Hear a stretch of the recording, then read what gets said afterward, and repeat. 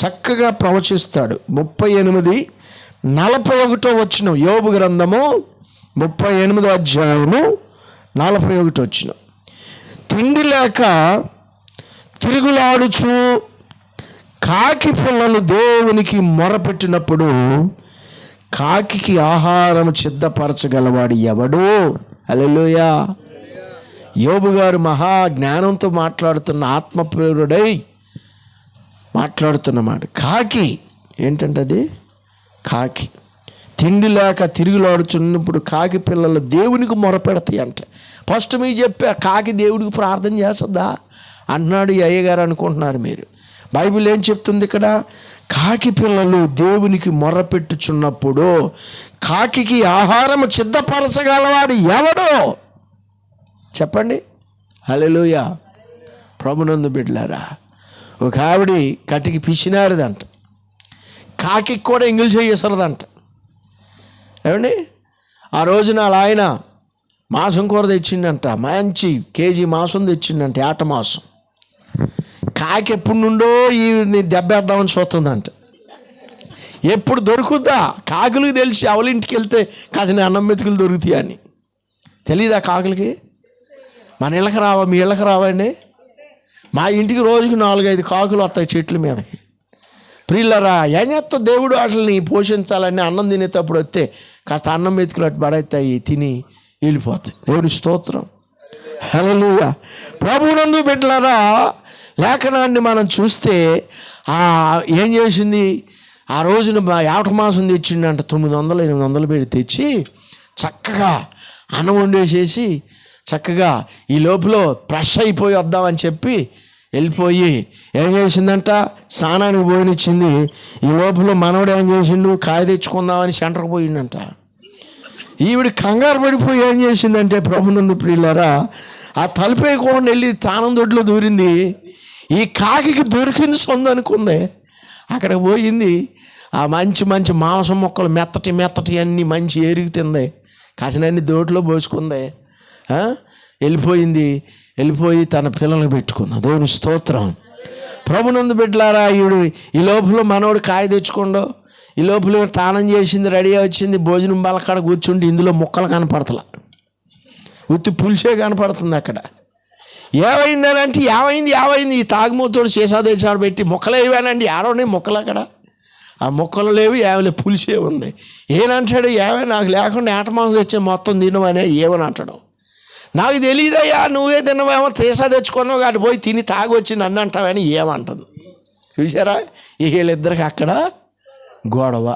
1000 రూపాయలు పెట్టి తెస్తే మాంసం నాకు ముక్క లేకుండా చేస్తావా అంటే, తాగుమోతోడ తాగి తిని మొక్కలను తినేసేసి నన్ను అంటామనేమో ఏమంటుంది. చూసారా కాకి ఎంత తెలివైందో. దేవుని స్తోత్రం చెప్పండి. ప్రభునందు బిడ్డలారా, చక్కగా దేవుని మాటలు వింటున్నారు మీరు. మరి దేవుని మహాకృపను బట్టి మరి దేవుడు సమస్త జీవకోటి ప్రాణులకు ఆయన ఆధారభూతుడు. మంచిది. మరి మీకు ఈ చిన్న ఉపద్ఘాతం చెప్పాను, వాక్యంలోకి వెళ్దాం. మరి ఈరోజు ఈ కూడిక అయ్యగారి పాపని రేపటి నుండి బడికి పంపించాలి. దేవుడి దయ వల్ల చక్కగా చదువుకుంటుంది. బ్లెస్సి దేవుని జ్ఞానం ఆ బిడ్డ మీద ఉండునుగాక. హల్లెలూయా. బైబిల్లో చక్కని జ్ఞానమును వచ్చి కొద్దిసేపు దేవుని మాటలు మీకు తెలియపరుస్తా. జ్ఞానము మనకి ఎక్కడ దొరుకుతుంది చెప్పండి? కొట్టుకాడ దొరుకుద్దా? అదే మాట యోబు గారు అంటాడు. 28వ అధ్యాయము 12వ వాక్యం. యోబు గ్రంథము 12వ అధ్యాయము 28-12 చదవండి త్వరగా. యోబు గ్రంథము 28వ అధ్యాయము చదవమ్మా. అయితే జ్ఞానము ఎక్కడ దొరుకును? వివేచన దొరుకు స్థలము ఎక్కడ ఉన్నది? నరులు దాని విలువను ఎరగరు అని ఉందా? ఎరుగుదురని ఉందమ్మా. ఎరగరు. నరులకి అంత జ్ఞానం ఉందా చెప్పండి ప్రియులారా? ఎరుగుదురు అన్నా సరికి నాకు భయం వేసింది. ఎట్లా చదువుతుందంటే అనుకున్నా. ఈ నరులు దాని విలువను ఎరగరు. దైవ జ్ఞాన విలువ మనుషులకి తెలియదండి. చాలమ్మ చాలు. యోబు గారు అంటాడు ఇక్కడ, ప్రియులారా, పిల్లలకి జ్ఞానం కావాలి, పెద్దవాళ్ళకి జ్ఞానం కావాలి, ముసలోళ్ళకి జ్ఞానం కావాలి, అవండి అందరికీ కూడా జ్ఞానం కావాలా వద్దామా? కావాలి. మరి ఎక్కడ దొరుకుద్ది? కనుక పిల్లల్ని బడికి పంపిస్తే అది జ్ఞానం మంచిది, తప్పులేదు. అది లోక జ్ఞానం. చదువు ఏ జ్ఞానం అండి? అది లోక జ్ఞానం. అయితే దైవ జ్ఞానం వేరే, దేవుడిచ్చే జ్ఞానం వేరే. ఈ లోక జ్ఞానం కావాలని చదవాలి బాగా. మనోళ్ళు అంటారే, వాడు బాగా చదువు, డిగ్రీ చదివిండు, ఎంఏ పిహెచ్డి చేసిండు, లా చదివిండు, వాడి జ్ఞానం వాడితో మనం పోటీ పడలేం, వాడి మాటలు మనం గెలవలేమని చెప్పి కొంతమంది సైడ్ అవుతారు. చదువుకున్న వాళ్ళ జోలికి కొంతమంది పోరం. హల్లెలూయా. అయితే ప్రియులారా, జ్ఞానం ఎక్కడ దొరుకుద్దంటే యోబు గారు చెప్తున్నాడు, ప్రభునందు బిడ్డలారా, అది దేవుని దగ్గరే దొరుకుతుంది. దేవుని స్తోత్రం. హల్లెలూయా. 34వ అధ్యాయం 10వ వచనంలో కూడా యోబు గారు మరొక మాట చెప్తున్నాడు. చూడండి, 34వ అధ్యాయము 10వ వచనం, యోబు గ్రంథము 34:10. విజ్ఞానము గల మనుషులారా, నా మాట మీరు ఆలకించాలి. మీరు అటు ఇటు చూడొద్దు, చక్కగా శ్రద్ధగా వినండి దేవుని మాటలు. యోబు గారు అంటున్నాడు, విజ్ఞానము గల మనుషులారా, నా మాట ఆలకించుడి. దేవుడు అన్యాయము చేయుట అసంభవము, సర్వశక్తుడు దుష్కార్యము చేయుట అసంభవం. దేవుని స్తోత్రం చెప్పండి గట్టిగా. హల్లెలూయా. దేవుడు ఎవ్వరికి కూడా అన్యాయం చేసేవాడు కాదు, మేలే చేస్తాడు. రోజున ఒక ఎవరో విశ్వాసికి చెప్పాను, బాబు నీ అబ్బాయికి ప్రార్థన చేస్తే మంచి సీట్ ఇచ్చాడు గవర్నమెంట్ స్కూల్లో, ఆ సీట్ కోసం కొంతమందికి చాలా ఇబ్బందులు పడి చాలా దరఖాస్తులు పడ్డారు, నీకు సీట్ వచ్చింది, సంతోషంగా మీరు దేవుని సన్నిధిలో కూటం పెట్టుకోవాలా అని చెప్పా.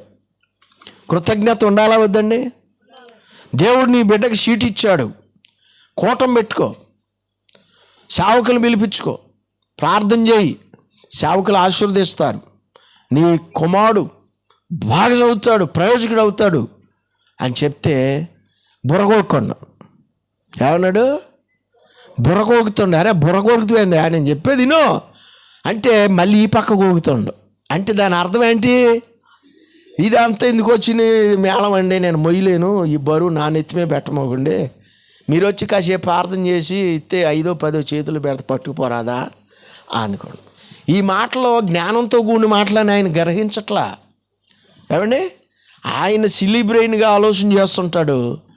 సరే ప్రార్థన నీ ఇష్టమయ్యా, నేను బలవంతం చేయను, దేవుని యొక్క దైవ సన్నిధిలోని చెప్తున్నాను, నువ్వు చెప్పింది చెయ్యి, దీవించబడతావు, నీ బిడ్డను పైకి వస్తాడు, ఆశీర్వదించబడదని చెప్తే ఆ మాటలో అతనికి పక్కన నచ్చలా.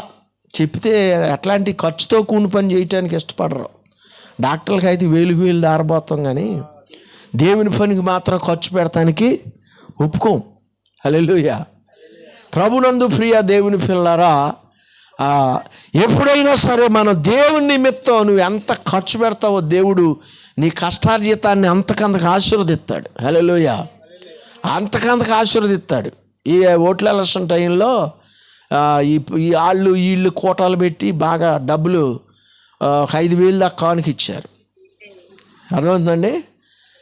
ఆ ఎమ్మెల్యే కూటం పెట్టాడు అక్కడ, ఈ ఎమ్మెల్యే ఇక్కడ కూటం పెట్టాడు. అయితే ఏదో 5,000 కానుక వచ్చింది. సరే దేవుడు అన్నాడు, అది నువ్వు తీసుకోవద్దు అన్నాడు. హల్లెలూయా. నువ్వు తీసుకోవద్దురా అన్నాడు. ఏంటి ప్రభా వద్దా అన్నావు, విశ్వాసులు ఇట్లేదు, నువ్వు ఇల్లు ఇచ్చేది కూడా తీసుకోకూడదా అని చెప్పి నేనేం చేసిన అన్నా. సర్లే నీ సంగతి నేను చెప్తా అలా ఊకుండా అండవు. సరే ఒక రోజున పాస్టమ్మ గారికి, అయ్యా నాకేం కడుపులో నొప్పి పెడుతుందయ్యా అంది. వస్తుందా అన్న, వచ్చేస్తుందయ్యా అన్న. నాకు భయం వేస్తూనే ఉంది, అయిపోయి డబ్బులు అనుకున్నా. ఏమండి, అప్పుడు వెంటనే సరే బిళ్ళ తెచ్చేసినా తగ్గట్లా, గ్యాస్ బిళ్ళ ప్రార్థన చేసి వేసి రక్తం పోసా, అయినా తగ్గలే. ఇంక పెరిగిపోతుంది కానీ తగ్గట్లేదు. ఎందుకు తగ్గుద్ది? ఈ డబ్బులు అయ్యాక అప్పుడు తగ్గుద్ది. ఏమండి, ఈ డబ్బులు పోయాక మొత్తం దేవుడికి వ్యతిరేకమైన పనులు చేస్తే అట్టే ఉంటాయి. ఆ ఎటు నుండి ఎటు పంపించాలి, ఎక్కడ పంపించాలి దేవుడు బాగా తెలుసు. దేవుని స్తోత్రం. అక్కడ హాస్పిటల్ పోతే ఏలూరు ఆవిడ ఏం చేసింది తెలుసా? మొత్తం స్కానింగ్లు రాసింది. స్కానింగ్లు రాస్తే ఆ స్కానింగ్లు కోసం వెళ్ళి అక్కడ పడదోగులు పడి ఏలగలు పడి కుర్చీలో కూర్చొని ఆ సీటీ వచ్చింది ఆకుండి ఈవిడ తిండి లేదు తిప్పలేదు, నీళ్ళు తాగమంటే తెగ తాగుతుంది. ఈ బాధ చూడలేక ఏంటి ప్రభా ఈ పాపం ఏంటినైనా నీ మాట ఉంటే ఆ పడదోగులు ఉండేవి కాదు కదా, నాకు ఎంత పని చేశానయ్యా, నన్ను క్షమించు ప్రభా అని నేను అక్కడ కుర్చీలో కూర్చొని ప్రార్థన చేసుకున్నా. అయినా సరే నువ్వు శిక్ష అనిపించాల్సిందే అని చెప్పి ఆ దేవుని గద్దింపుతో ఇదైపోయా. తర్వాత వచ్చింది, చూసి రిపోర్ట్ వచ్చింది. ఎప్పుడండి 10:30కి వెళ్తే 1:30కి ఇచ్చారు. అది తీసుకొని మళ్ళీ ఆడకి వెళ్తే వాళ్ళు ఆ ఫోన్ చేస్తే మేడం గారు వెళ్ళిపోయి ఉన్నారు, రండి అంటున్నారు. వాళ్ళు ఏమి ఎక్కించుకొని గబగబా ఆడకపోతే ఆవిడేమందో తెలుసా, అయ్యా అంతా నార్మలేనండి అంది.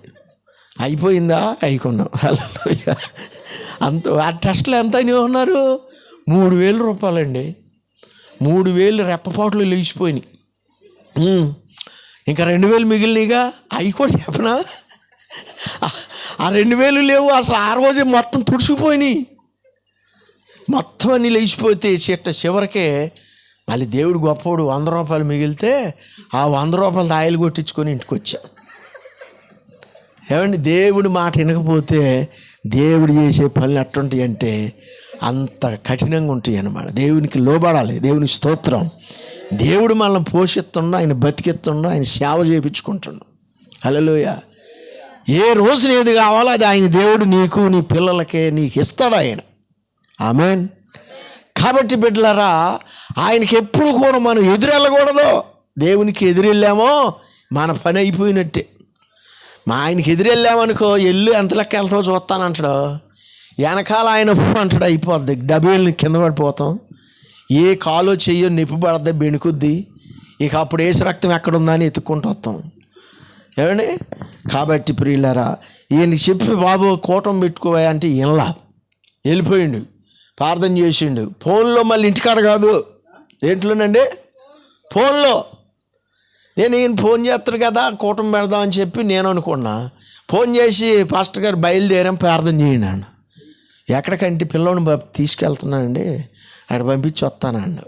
ఓ నాయన అనుకున్నా. సర్లే మంచిదని ప్రార్థన చేశాను.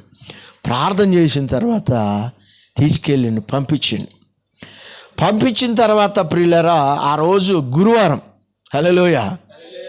శుక్రవారం నాడు పనికి పోయిండు, శనివారం నాడు పనికి పోయిండు తండ్రి తల్లి. ఆదివారం నాడు గుడికి రావాలా వద్దండి? చర్చికి వచ్చి దేవుడి సన్నిధిలో దేవుడిచ్చిన తలాంతును వినియోగించుకోవద్దా? ఆదివారం నాడు కూడా ప్రార్థన మానేసి కురదలా పనికి పోయిండు. ఈ 2 రోజులు చేయంగా మిగిలిన పని ఉంటే ఆ కురదలా పనికి వెళ్ళిండండి. వీడు కురదలా పనికి పోయిండు. నేను ఇకనే వస్తాను అని నేను చూస్తున్నా. గుమ్మం కాడక రానా, ఇటు చూడ ఆ కిటికీ కాడక రాని వస్తుందా లేదా, బండి వచ్చిందా, మళ్ళీ ఆఖరణ వచ్చి పార్టీ లేదని బెదిరిస్తారు. అవును కదండి, ఆఖరణ వస్తే పాస్టర్ గారు పార్టీ లేదని బెదిరియటం, నాకు బైబిల్ పట్టణం వీలేదని బెదిరియటం, ఇవన్నీ ఏమన్నా. ఇక అందుకనే ఇక చూసి ఫోన్ చేశా. ఫోన్ చేస్తే ఫోన్ ఎత్తట్లే. ఎటు చదువుకుండలే అనుకున్నాక సరే మంచిది, ప్రార్థన అయింది, ఆరాధన అయిపోయింది, 1 గంట అయిపోయింది, అందరూ అయిపోయారు. ప్రార్థన చేసుకుంటే ఈ లోపల అందరూ ప్రార్థన చేసేసరికి ఈడు వచ్చి నా ముందు నుంచోండం. ఎవడు? వాళ్ళ పిల్లోడు వచ్చి నుంచోండి నా ముందు. అరే నువ్వేంది ఎక్కడ ఉండవేంది అంటే, నేను వచ్చేసానండి. వచ్చేసావా? ఏ మీ నాన్న మీ అమ్మని నన్ను గురువారం నాడు పంపించారు, నేనెందుకు ఉంటానండి అక్కడ? నేను అంత పిచ్చోన్నా? వీడు వచ్చేసిండు నా ముందు నుంచి వచ్చి హాస్టల్ నుండి వచ్చేసిండు. ఎట్టొచ్చురా యాండ్రా బాబు అని అంటే, మీకు తెలవదులేండి, మాకుండే తెలివితేటలు మాకుంటేలేండి అంటాడు. సర్లేరు బాబు ప్రార్థన చేస్తారా? ప్రార్థన చేసే స్తోత్రం. ప్రార్థన చేసి బాబా ఇంటికి వెళ్తావా? మళ్ళీ హాస్టల్కి వెళ్తాను. ఇంటికి వెళ్తానండి, హాస్టల్కి ఎందుకు వెళ్తాను? సరే నువ్వు వెళ్ళయ్యా అన్నాక నేను ఇంటికి వెళ్ళేది కూడా ఆ ఇంటి ముందు నుంచే. సరే అక్కడికి వచ్చేసరికి ఈడు ఏడ్చుకుంటూ గుమ్మాలో నుంచోండు. ఏంట్రా ఏడుతున్నావు అన్న? మా నాన్న కొట్టిండండి అన్నావు. ఏడు మీ నాన్న లోపల ఉండండి అన్నాను. ఇది అన్నాడు, నానా పాస్టర్ గారు పిలుస్తున్నాడు, రా రా రా అంటున్నాం. ఈ గుమ్మలో ఉండి పిలుస్తుంటే ఆయన బయటికి రావట్లేదు, ఆమె రావట్లేదు, ఆయన రావట్లేదు. ఇంకెందుకు వస్తారు? వీడు ప్రార్థన పోయింది, పని వచ్చింది అనుకున్నాడు, కానీ పిల్లోడు వస్తాడు అనుకున్నా రాలేదు. స్తోత్రం కలుగును గాక.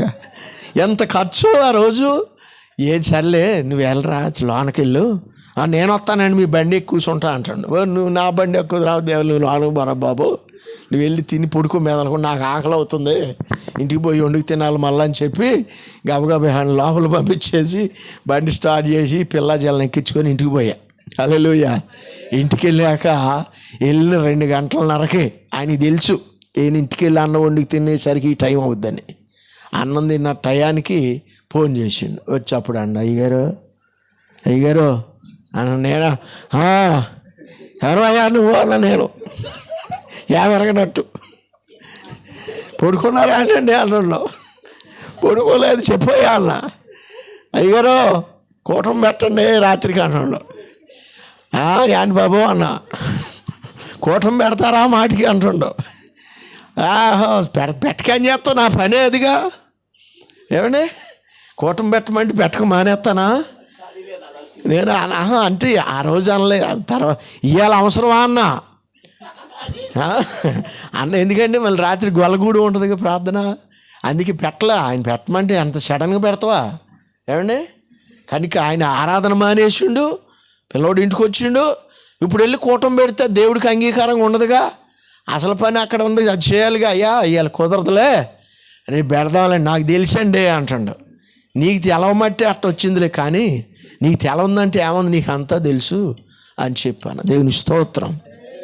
తర్వాత కూటం పెట్టాం. పెడితే సరే ఏదో దేవుడి దయ వల్ల ఏదో మంచిగానే జరిగింది. చక్కగా దేవుని కనపరిచి సంతోషపరిచాడు. చక్కగా చదువుకుంటున్న పిల్లడు ఇప్పుడు. దేవుని స్తోత్రం చెప్పండి. అందుకే ప్రభువునందు బిడ్డలారా, లేఖనం ఏం చెప్తుందంటే, విజ్ఞానము గల మనుషులారా, జ్ఞానం ఎక్కడ దొరుకును? నా మాట ఆలకించుడి. దేవుడు అన్యాయము చేయుట అసంభవము, సర్వశక్తుడు దుష్కార్యము చేయుట అసంభవము. హల్లెలూయా. ఆయన ఎప్పుడు ఎవరికి అన్యాయం చేసేవాడు కాదు, న్యాయం చేస్తాడు. అయితే నీలో లోభం ఉంటే ఆ లోభాలు తీసేయటానికి సైతానుగాడు పంపిస్తాడు నీ దగ్గరికి. ఆయన ఆ సాతానుగాడు వచ్చి నిన్ను కలమిలకలు చేస్తాడు, తలకిందులు చేస్తారో, అటుడోళ్ళు ఎత్తారో ఇటుడోళ్ళు ఎత్తారో, ఏం చేయాలో తెలీదు. ఇక అప్పుడు ఏసన్న గారు ఎక్కడ ఉండని గుర్తుకొస్తారు. ఇక్కడ అయ్యగారి గుడికి ఎక్కడ అన్నారా ప్రార్థన చేయంటారు. హల్లెలూయా. సాతాను వచ్చిందిరా, తెల్లార్లు వచ్చి గుండ్ల మీద కూర్చుంది, ఉక్కురు బిక్కురు అయిపోయింది. ఎంత శుద్ధి చెప్పినా ఎంత అరిసినా పక్కన వాళ్ళు ఊళ్ళు పట్టించుకోలేదు అంటారు. కనుక లోపాలన్నీ మనలో పెట్టుకొని ప్రభువా అని పిలిస్తే దానికి ప్రతిఫలం ఉండదు. ఆమేన్. అందుకే ప్రభువునందు బిడ్డలారా, జ్ఞానము దేవుడిచ్చేవాడు, యెహోవాయే జ్ఞానం ఇచ్చేవాడు. సర్వసంపత్తులు ఆయన యందు చెప్పండి క్లుప్తమై ఉన్నది. దేవుని స్తోత్రం. హల్లెలూయా. ప్రభువునందు ప్రియులారా, దేవుని వాక్యాన్ని మరొక మాట, బైబిల్లో మహాజ్ఞాని ఒక ఆయన ఉన్నాడు. ఆయన ఎవరు మీకు తెలుసు? ఎవరైనా అమ్మగారు చెప్తానున్నారు చూడండి, సొలొమోను గారు. హల్లెలూయా. మరి మహాజ్ఞాని. దేవుడు అన్నాడు, ఇదిగో సొలొమోనా, ఇదిగో నీవు నా ప్రజల్ని నువ్వు యథార్థంగా పరిపాలించినంత కాలం నీకు మించిన జ్ఞాని ఏ రాజు ఉండడో అని చెప్పాడు దేవుడు. హల్లెలూయా. దేవుడు అడిగితే చర్చి కట్టాడు, పెద్ద చర్చి ఓపెనింగ్ చేశాడు. 100 బళ్ళు ఏటలు కోసాడు, జింకలు, అడవి దుప్పులు, కుందేళ్ళు అన్నిటిని కోసిండు, మేకల్ని, ఆటపోతులు, ఎడ్లు, ఏమండి పెద్ద పెద్ద ఆటలను కోసిండు. అందరూ తనివి తీరా తిని తనిశారంట. ఇశ్రాయేలీయుల అరణ్యంలో పూరేడు మాంసం తిని తనిశారంట. అంటే తనిసం అంటే ఫుల్లుగా తిని అయ్యా చొక్కిపోయారు. తినటంలో కూడా అలసట వస్తుంది. పని చేసేటప్పుడు అలసిపోయారంటే అది వేరు, తినేటప్పుడు కూడా అలసిపోయి తింటారు. తనిశారంట. అంత భోజనం పెట్టిండు అయ్యారా. దేవుని స్తోత్రం. దేవుడు అంత జ్ఞానం ఇచ్చిండు సొలొమోనుకి. అప్పుడు అన్నాడు, సొలొమోనా నీకేం కావాలో కోరుకో అన్నాడు. ఏమన్నాడు? నీకేం కావాలో కోరుకో నా కుమారుడు అంటే సొలొమోను ఏమడిగాడు అక్కడ దేవుణ్ణి? బుద్ధి జ్ఞానములు అడిగాడు. దేవుని స్తోత్రం. నాకు డబ్బు అయ్యా, లేక కారు అయ్యా, లేకపోతే భూమి అయ్యా, లేకపోతే నాకు పెద్ద ఏసీ బిల్డింగ్ ప్రభా, లేకపోతే ఒక 5 ఎకరాలు 10 ఎకరాలు ఒక ల్యాండ్ అని అడగల. అయ్యన్నెందుకు? నీ జ్ఞానం నాకు ఉంటే చాలు. దేవుని స్తోత్రం. హల్లెలూయా. నీ ప్రజలు పరిపాలించడానికి నాకు బుర్ర లేదయ్యా, నాకు బుర్ర కావాలి, జ్ఞానం కావాలి. మంచి చెడ్డలు వివేచించేటువంటి జ్ఞానం నీవు నాకు ఇవ్వు. హల్లెలూయా. అప్పుడు వెంటనే దేవుడు అన్నాడు, నువ్వేదో అడుగుతావు అనుకున్నా, శత్రువుల ప్రాణాన్ని అడుగుతావు అనుకున్నా, నువ్వేదో యుద్ధంలో విజయాలు అడుగుతావు అనుకున్నా, ఏ అడక్కో, నాకు ఇష్టం లేని నువ్వే అడగలేదు కనుకనే నేను ఇదిగో ఆస్తి ఐశ్వర్యం జ్ఞానంతో పాటు సకల సర్వసంపదలు కూడా నీకు నేను ఇస్తున్నా. హల్లెలూయా. మహాజ్ఞానం అయిపోయాడు. దేవుని స్తోత్రం. హల్లెలూయా. మహా జ్ఞానం అయిపోయాడండి. దేవుని స్తోత్రం. ఆ మాట ఎక్కడుందంటే, ప్రభునందు బిడ్డలారా, 2వ దినవృత్తాంతముల గ్రంథం 1వ అధ్యాయం 12వ వచనం. ఇంకా 2-3 రెఫరెన్స్లు చెప్పి ముగించేస్తాను, సమయం చాలా అయిపోతుంది కనుక. ప్రియులారా, 9:43 అయిన టైము చూడండి. 2వ దినవృత్తాంతముల గ్రంథం 1వ అధ్యాయము 12వ వచనం. కాబట్టి తీరండి, దొరకలేదా మీకు? చదవమ్మా. కాబట్టి జ్ఞానమును తెలివియు నీకు ఇయ్యబడును. నీ కన్నా ముందునున్న, కన్నుల ముందు కాదమ్మా, నీ కన్నా ముందుగానున్న రాజులకైనను నీ తర్వాత వచ్చు రాజులకైనను కలగని ఐశ్వర్యమును, సొమ్మును, ఘనతను నీకిచ్చేదనని చెప్పింది. దేవుని స్తోత్రం. ఇచ్చాడా లేదా? ఇచ్చాడు. దేవుని స్తోత్రం. పెద్ద పెద్ద రాజులు, హేమమి పండితులు, గొప్ప గొప్ప వాళ్ళు, శాబాదేశపు వాళ్ళు అందరూ కూడా మహాజ్ఞాని దగ్గరికి వచ్చారండి. సొలొమోను దగ్గరికి వచ్చి కొన్ని జ్ఞానయుక్తమైన సలహాలు తీసుకొని ప్రజలను ఎట్ట పరిపాలించాలి, ఎవరితో ఎట్ట మాట్లాడాలి, ఇవన్నీ కూడా నేర్చుకొని వెళ్ళాడంట. రాజులకు రథాల మీద వచ్చి, దేవుని స్తోత్రం చెప్పండి, రాజులు రథాల మీద వచ్చి, దేవుని స్తోత్రం. హల్లెలూయా. అంత మహాజ్ఞానం అయిపోయాడు, కానీ చివరికి పాడైపోయాడు. అవునయ్య గారు, పాడైపోయాడు. జ్ఞానం పోగొట్టుకోండు. చూడండి ప్రియులరా, మనం అనుకుంటాం, అది మనవాళ్ళకి ఇది ఎంత ఇచ్చినా ఇది నిలబెట్టుకోడరా, పోగొట్టుకుంటాడా అనుకో. మనవాళ్ళు అంటుంటారు, కారు కొండ ఉంచుకుంటాను అంటే కారు అమ్మేసిండు, లేకపోతే బండి కొండ ఉంచుకున్నాను బండి అమ్మేసినాను. ఇవన్నీ కామనే. అయితే సొలొమోను ఆయన గొప్ప ప్రజలకి రాజు. మాకు ఉన్నతమైన ఒక్కొక్క రోజు ఆయన ఇంట్లో ఖర్చు లక్షల్లో అయ్యేదంట. ఒక్కరోజు వాళ్ళ ఇంట్లో అయ్యేటువంటి ఖర్చు మన తాలూకాకు భోజనం పెట్టవచ్చు అంట. అంత హెవీ ఖర్చు. ఒక్కరోజు ఆయన భవనంలో అయ్యే పని వాళ్ళకి కానీ ఆయన ఇంట్లో పని వరుసలకు కానీ చాలా అద్భుతంగా, దేవుని స్తోత్రం, చాలా వందల మంది చాలా తినేవాళ్ళు. కానీ అంత వైభవాన్ని ఒక స్త్రీల ద్వారా పోగొట్టుకున్నాం. ఎవరి ద్వారా కండి? స్త్రీల ద్వారా. ఆయనకి ఎంతమంది భార్యలంట?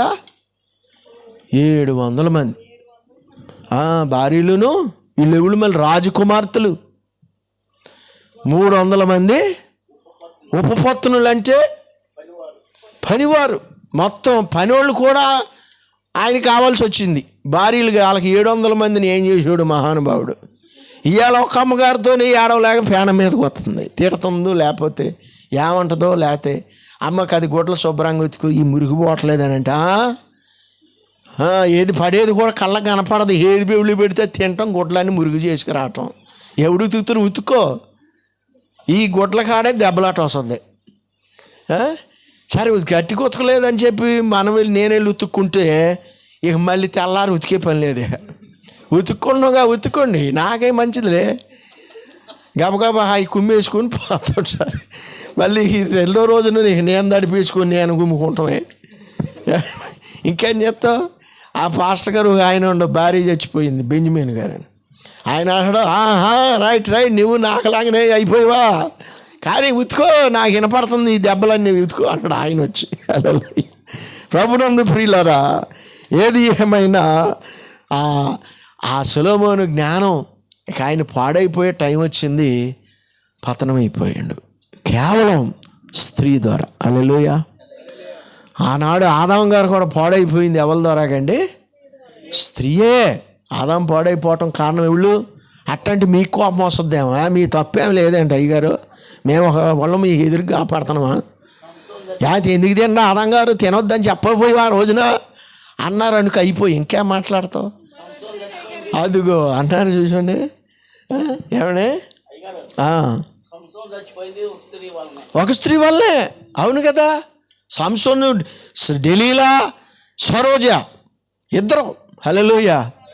చివరికి వెండి నాణేలకు ఆశించింది, సంసోన్ని ఫిలిష్తీయులకు అప్పచెప్పింది. సంసోను కూడా పతనం అయిపోయాడు, పాడైపోయాడు. ఒక్క గాడిద దవడ ఎముకతో 1000 మంది సర్దారులను చంపాడు అడవిలో. అయ్యా గొంతు ఎండిపోతుంది ప్రభా అని అంటే దేవుడు పక్కనే గుంటను చీల్చి నీళ్ళు ఇచ్చిండు అక్కడ. అంత అద్భుతం. యెహోవా ఆత్మ సంసోని ప్రేరేపించినప్పుడు ఫిలిష్తీయులందరూ కూడా కోట గుమ్మంలో ఈయన ఉన్నాడని చెప్పి చుట్టూరు కాపలా కడితే గేట్లు వేసి తాళాలు పెట్టారంట. ఇప్పుడు తాళాలు వేసి ఎట్లొస్తే రాడుగా అనుకున్నారు. ఆ గుమ్మం కాడకెళ్ళి పట్టి యేసుక్రీస్తు నామములో పట్టు, ఒక దిగో పట్టు అని పీకేసిండంట. ఆ కోట గుమ్మాన్ని తీసుకెళ్ళి నెత్తిమే పెట్టుకొని వెళ్తానంట. ఈ చూసిన వాళ్ళందరూ గుండెలు గాబరెత్తిపోయి ఓరి గుమ్మాన్ని బీక్కిపోతాడు వాడు. ఆ బలం ఎక్కడి నుండి వచ్చింది బాబు, నువ్వు వెళ్ళి కొట్టరా, మామూలు నీకు దాన్ని నేను వెళ్ళరా, ఆ తలుపు గౌడితో పాటు మీద ఇసిరిండో దెబ్బకు మనం 50 మంది 100 మంది చచ్చిపోతాం. అంత బలం దేవుడు ఆత్మ, యెహోవా ఆత్మ సంసోనుని ఉద్రేకపరచగా, యెహోవా ఆత్మ సంసోనుని బలపరచగా ఎంతో మహా శక్తివంతుడై ఆ బలమైన కార్యాలు చేసిండు. ఆ ఆత్మ చివరికి తన రహస్యాన్ని చెప్పాడు, తన యొక్క బలాన్ని పోగొట్టుకున్నాడు, చివరికి తన మరణాన్ని తనే తెచ్చిపెట్టుకున్నాడు. ఆ విగ్రహాల గుళ్ళో పడి చచ్చిపోయాడు. దేవుని స్తోత్రం. ప్రభునందు ప్రియులారా, ఎంతో మరి నిష్ఠాభక్తిగా ఉన్నాడు బ్రతికిన నాళ్ళు దేవుని కోసం. కానీ ఆ స్త్రీ వ్యామోహంలో పడిపోయిండు, పాడైపోయిండు. న్యాయాధిపతిగా ఉన్న కొన్నాళ్ళు ఇశ్రాయేలీయులకి పరిపాలించిండు. కానీ ప్రియులు, ఈ రోజున సమాజం కూడా కుటుంబాలు పాడవుతున్నాయి అంటే, సంసారాలు కూలిపోతున్నాయి అంటే, మగవాళ్ళు కత్తులు గొడ్డలు పట్టుకొని నరుక్కుంటున్నారంటే ఎవరి ద్వారాగా? ఆడవాళ్ళే కారణం. అన్నదమ్ములు ఇడిపోతున్నారంటే ఎవళ్ళండి దానికి కారణం? తోటికోణంలో అది నన్ను తిట్టింది, నేను దాన్ని తిట్టా. ఏమైనా నా పిల్లాన్ని నువ్వు ఎందుకు తిట్టు అంటాడు. రేయ్ ఏమన్నా ఎవరురా నా పిల్లాన్ని అని ఈడు అంటాడు. వీళ్ళిద్దరికి గొడవ. ఆడొచ్చి పడదోతాడు, ఈడు చేతులుంటే అది ఈతుడు, ఆ తలకాయ పగులుద్ది. తెల్లారి పొద్దున్నే పద స్టేషన్కి వెళ్దాం అని స్టేషన్కి ఎక్కి పోనా అంటది. ఎక్కడ లేని రోసం వస్తుంది. ఈ స్టేషన్కి వెళ్ళి వరే వాళ్ళు అన్నలదమ్ములు ఇద్దరు బాదుకున్నారంట, తలకాయలు బాగా కొట్టుకున్నారంట. ఈ ఊరు వాకంతా గుబ్బిచ్చలాడుతాడు. కేవలం గుణం లేనటువంటి స్త్రీల ద్వారా కుటుంబాలు కూడా పతనమై పాడైపోతున్నాయి అని దేవుని స్తోత్రం చెప్పండి. హల్లెలూయా.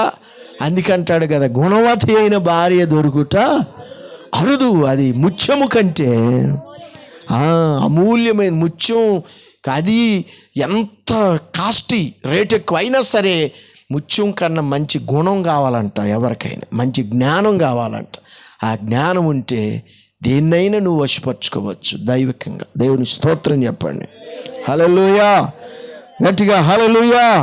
అందుకే ప్రభునందు ప్రియులారా, ఆ సొలొమోను పతనం అయిపోయాడు. జ్ఞానాన్ని ఉంచుకున్నన్నాళ్ళు, దైవికంగా ఉన్నన్నాళ్ళు బాగా ప్రజలను పరిపాలించిండు. కనుక స్త్రీ వ్యామోహంలో పడిపోయిండు, మొత్తం రాజ్యాన్నే పోగొట్టుకుండు, దేవుని ఉగ్రతకు గురయిండు. స్త్రీలందరూ అతని హృదయాన్ని తిప్పేశారంట. పర్వతాల మీద వెళ్ళి గుళ్ళు కట్టిండంట. అయ్యగారిక ఏ గుళ్ళు? దెయ్యాల గుళ్ళు కడతాం మొదలుపెట్టిండంట. ఉప్పలమ్మ గుళ్ళు, ఎల్లమ్మ గుళ్ళు కడతాం. మొన్న ఒక ఆయన గొల్ల ఆయన వచ్చాడు, పాస్టర్ గారు మీరు యాంటీ మేము ఎక్కడ ఏ పెళ్ళి చెప్పినా రారు, రేపన్న వస్తావా రావా అన్నాం. రేపన్న వస్తారా రావని అని చెప్పి సరే మంచిగా మాట్లాడతాడని చెప్పి సరే వెళ్దాంలే అనుకున్నాను. ఆ రోజు నిన్న ఆదివారం, శనివారం నాడు సాయంత్రం వచ్చి చెప్పిండు, సరేలేకపోయి వస్తాను లేకపోయా నువ్వు ఇల్లు అన్న.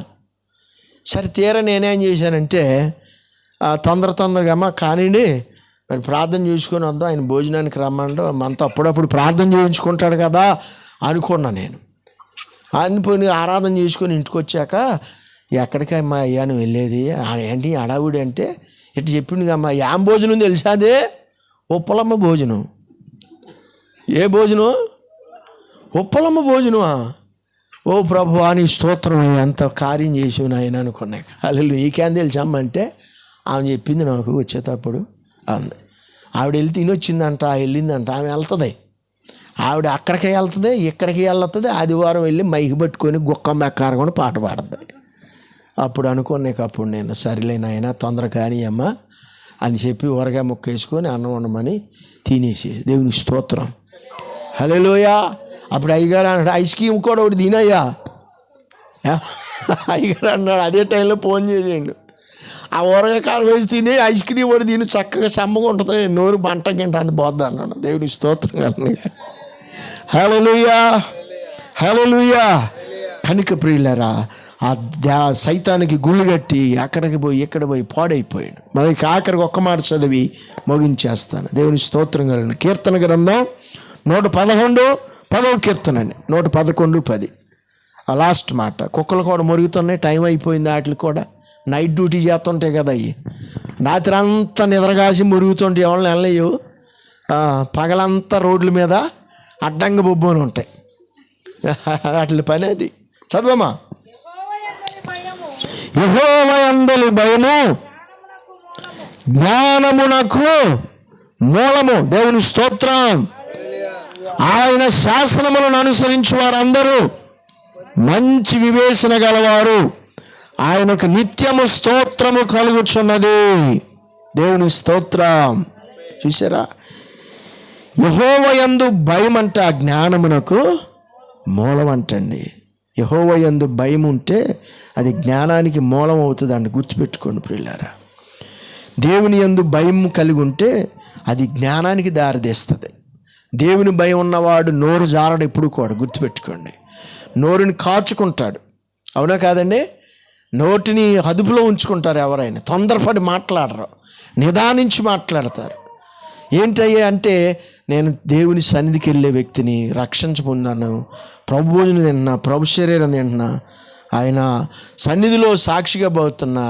ఒకవేళ వాళ్ళు తిట్టినా కానీ నోరు మెదపకుండా మోగ మనిషిలాగా చూస్తామంటాం. అదవుతుందండి. అందుకనే ఎదుటోళ్ళు గమనిస్తుంటారు ఏంటంటే యెహోవా యందు భయభక్తులు కలిగినటువంటి ఈవిడే ఈయన జ్ఞానం కలిగిన వాళ్ళు రా, వాళ్ళు ప్రార్థనలు రా, వాళ్ళు అందుకని అంత పొజిషన్గా ఉంటున్నారని ఇక వాళ్ళు గుడ్లోపలి చూస్తుంటారు. మీ అంక మనం ఎన్ని తిట్టినా మాట్లాడదేంటి, మనం ఎలా కోల మాట అన్నా అంటే వాళ్ళు ప్రార్థనకి వెళ్తున్నారు అందుకే వాళ్ళు మాట్లాడరు. అంత తగ్గించుకొని ఉంటే అప్పుడు జ్ఞానం విలువ ఎవరికి వస్తుంది? దేవునికి మహిమ, మనకే కూడా వాళ్ళు రెస్పెక్ట్ ఇస్తారు అప్పుడు. దేవుని స్తోత్రం. సమరయ స్త్రీ లోకంలో తిరిగినన్నాళ్ళు ఎవరైనా రెస్పెక్ట్ ఇచ్చారా? యేసు ప్రభు 6వ వ్యక్తిగా ఆయన టచ్ అయ్యిండు, ఆమె బతుకులు మార్చిండు, బైబిల్ చేతికి ఇచ్చిండు, సమరయులందరూ మార్చుకుంది. ఆ ఊరికే పాద్రిమ గారు అయిపోయింది, సువార్థికురాలైంది, సేవ చేసింది. వాళ్ళందరూ సమరయులందరూ రక్షణ పొందుకోవడానికి కారణం ఆ స్త్రీయే. హల్లెలూయా. యేసు ప్రభు వెళ్ళి 3 రోజులు ఉన్నంట ఆ ఊరిలో. 3 రోజులు ప్రజలతో మాట్లాడి వాళ్ళ జీవితాలు ఊరి పొలిమేరలు మార్చేసిండు ఆయన. హల్లెలూయా. వాళ్ళ కట్టుబాట్లన్నీ మార్చేసిండు. హల్లెలూయా. వాళ్ళ యొక్క మరి ఆచారాలన్నీ కూడా ఆయన మంట కలిపేసిండు. వాళ్ళ యొక్క పద్ధతులన్నీ మార్చిండు. నూతన స్వభావం, నూతన అభిషేకం దేవుడు వారి మీదకే పంపించాడు. దేవుని స్తోత్రం. హల్లెలూయా. అప్పుడు అంటున్నారు అంతకు మునిపాము ఈ అమ్మాయి మంచిది కాదు, తిరిగిపోద్ది, ఊరామని తిరుగుద్ది, ఊరు పోద్దో ఇటు వస్తుందో తెలీదు అన్నారు. ఇప్పుడు ఏం చేస్తుంది? బైబిల్ పట్టుకొని పోతా ఉంటే ఏమంటున్నారమ్మా చెప్పండి? అమ్మగారు వస్తున్నారే, తప్పకుండా వందనాలమ్మా, ప్రైజ్లాడమ్మా అంటున్నారు. అయ్యా వందనాలయ్యా. ఏం ఫ్రెండ్లు ఉన్నారు 5 వీళ్ళు ఏమనుకొని ఉంటారు? అరే ఏంట్రా మనల్ని ఎట్ట చేసింది, మన పని అంటారా, మన పని అంటారా అయిపోయింది. ఆమె ప్రార్థనకు పోయింది, మనల్ని వదిలేసింది. ఇంకా అంటే చెయ్యేది ఏముందిలే, నా దగ్గర ఎన్ని డబ్బులు తిందరా, ఎంత ధనం సంపాదించి మొత్తం అన్ని దానికే పోసారా. ఈ హీళ్ళ గోలెట్టుంది. ఆవిడ మారింది, ప్రభు పట్టుకున్న హృదయంలో వాక్యం వెళ్ళింది. రాత్రి మామూలు కన్నీరుగా చేడుతుంది, అయ్యా నువ్వు రాకపోతే నేను నరకానికి పోయేదాన్ని, అయ్యా నా బతికేమైపోయేదో. ఆత్మల రక్షణ కోసం ఆమె పోరాడుతుంది. హల్లెలూయా. యేసుప్రభు అనగా నేనిచ్చే నీళ్లు తాగితే నీ జీవితానికి ఎప్పుడు కూడా దప్పికొను అన్నాడు. ఆ నీళ్ళు నాకు అయ్యా అంది. ఇచ్చిండా లేదా? అది వాక్యం అనే నీరు. నీ వాక్యము నీరయ్యుండే నా దాహము తీర్చుచుండే, వాక్యము నీరయ్యుండే. చక్కని పాట ఉంది కదా, దేవాని దివ్య వాక్యము ఇవిగా నాకు దొరికెను. హల్లెలూయా. కాబట్టి ప్రభువును బిడ్డలారా, లేఖనాలను మనం పరిశీలన చేసినట్లయితే వాక్యమైన నీరుతో ఆమె పాప దాహాన్ని తీర్చాడు. మారిపోయింది, జ్ఞానవంతురాలైంది, పరిశుద్ధురాలుగా ఎంచబడింది, ప్రభు సేవ చేసిన పాదదాసురాలుగా మార్చబడింది. దేవుని స్తోత్రం. ప్రభు నమ్ముకుంటమే జ్ఞానానికి మూలం. ఆమేన్. ప్రభు నమ్మని వాళ్ళు చూడండి, రోడ్డు ఆమె వస్తుంటే ఏదో ఒకటి ఆ కుక్క మురుగు నుండి మురుక్కొని పోతారు. అక్కడ ఒకటి మురుగుతుంది కదా, ఇప్పుడు నేను వెళ్తుంటే ఎన్ని మురుగుతాయో. మొన్న నేను పెగడారం నుండి ఇంటికి వెళ్తుంటే చైన్ పడిందండి. తిమ్మిరెడ్డి పెళ్ళిలో 7 కుక్కలు ఆపేసినాయి నన్ను, చుట్టూరు కాసినాయి. ఏం చేయాలి ఇక? వాటికి సువార్త చెప్పుదామా? ఏంటయా మీరు మారుమాల్సి మంది ఉండి ఎందుకు మురుగుతున్నారు? న్యాయంగా చూశాను అంటే ఏంటా అయ్యే, అడుగు కదిపితే ఇంకోటి మురుగుతుండే. ఇక ఇంకేం చేస్తావు? అటు చూసి ఇటు చూసి వేసాయా ఏంటి ప్రభువా ఈ శోధన అనుకొని మనసులో కళ్ళు మూసుకొని ప్రార్థన చేద్దామో, వచ్చి మీద పడద్దేమో. ఏమంటే అవును కదా, మరి కళ్ళు మూసుకొని అప్పుడు ఏం ప్రార్థన చేస్తా, ఎటు నుండి ఏదో వచ్చి కరుసుద్దో, ఏ కుక్క వస్తుందో అని చెప్పి వెనక్కి తిరిగి చూస్తే దడి కనపడింది. ఆ దడిలో పెండు ఒకటి లాగానండి. ఈ పెండు లాగాక ఇటు ఇటు పరహార అయిపోయినాయి. ఇక నన్ను కొడతాను అనుకొని అక్కడి నుంచి ఇక ఆ పెండు పడేలో ఒకవేళ వెనకాల ఉరికొస్తున్నామని అని చెప్పి వెనక్కి తిరిగి చూసుకుంటుంది ఇంటికి వచ్చా. హల్లెలూయా. కాబట్టి ప్రియులారా, రక్షణ లేని వాళ్ళు, మారు మనసు లేని వాళ్ళు వాళ్ళు ఇష్టం వచ్చినట్టు మాట్లాడుతుంటారు, నోటికి వచ్చినట్టు తిరుతుంటారు. ఎద్దు మెడలో గంట, మేక మెడలో బొనగలాగా వాగుతూ ఉంటారు. వాళ్ళు రక్షణ, ప్రార్థన లేదు వాళ్ళకి, వాక్యం లేదు, నడిపింపు లేదు, వారికి ఉపవాసం లేదు, ప్రభు వల్ల లేదు, ప్రభు రక్తం తాగేది లేదు, శరీరం తినేది లేదు. అందుకే వాళ్ళు లోకస్తులకి సాదృశ్యం. దేవుని స్తోత్రం. అందుకే ప్రభునందు బిడ్డలారా, మనమైతే క్రీస్తు యేసు రక్తంలో మనం అందరము కడగబడిన వాళ్ళు, దేవుని యందు భయభక్తులు కలిగిన వాళ్ళు. ఆ భయాన్ని మనం ఎప్పుడు కాపాడుకోవాలి. దేవుని బిడ్డలుగా ముందుకు సాగుదాం. నన్ను పిలిచి ఈ వాక్యాన్ని సమయం ఇచ్చిన అయిపోయింది. అలారం మోగుతుంది చూడండి, అయ్యగారు అలారం మోగింది. దేవుని స్తోత్రం. కనుక మంచిది, మరి టయానికి మోగించేసే టైం కరెక్ట్గా 10 అయిపోయింది. హల్లెలూయా. కాబట్టి ఇటు మాటలు విన్న దైవబిడ్డలారా, మరి బ్లెస్సి యెహోవా ఇచ్చు జ్ఞానము నీకు సమృద్ధిగా కలుగునుగాక. ఈ 2024వ సంవత్సరం చదువులు దేవుడు గొప్పగా దీవించునుగాక. అట్లాగనే చదువుకున్న వాళ్ళకే ఇప్పుడు వచ్చిన సీఎం గారు 8,000 వేస్తానండ, ఏమండి 15,000. ఆ డబ్బులు కూడా యేసుక్రీస్తునాలు అడ్డంకల ఆటంకలే దేవుడు ఇచ్చునుగాక. ఆమేన్. హల్లెలూయా. ఆ డబ్బులు దేవుడు సేవ కొరకు ఖర్చు పెట్టునుగాక. అయ్యగారు చెప్పే పని లేదు, ఆయన సేవకు ఎంతైనా ఖర్చు పెడతారు, ఎంతైనా వెళ్ళిపోతారు ముందుకి. దేవుని స్తోత్రం. హల్లెలూయా. కాబట్టి అట్టి కృప బ్లెస్సింగ్ దేవుడిచ్చి రేపటి నుండి బడికి వెళ్తుండగా దేవుని కాపుదల బిడ్డ మీద ఉండునుగాక. ఆమేన్. గాడ్